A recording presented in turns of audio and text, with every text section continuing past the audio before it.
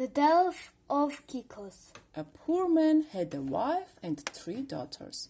Once, while walking in the garden, he felt he was thirsty and asked his eldest daughter to fetch some water.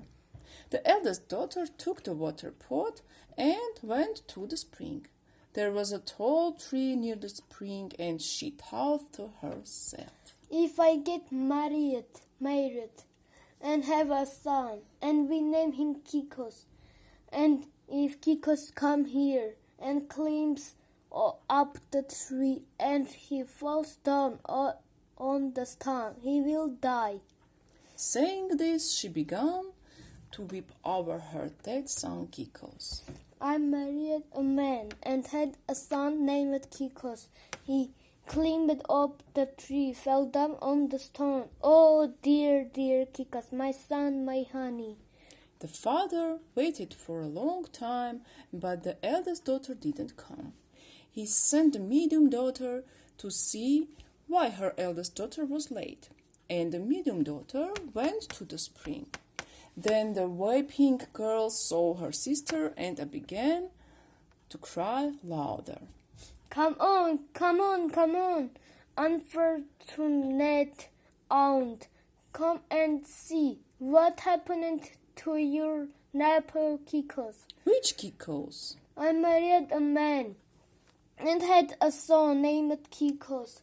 He climbed up the tree, fell down on the stone. Oh, dear, dear Kikos, my son, my honey. The medium sister began to cry over her dead nephew.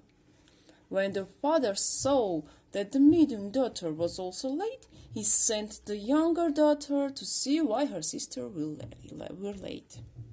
So the youngest daughter went to the spring.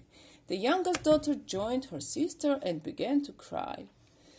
Then the father told his wife to go and to see what had happened to their daughters.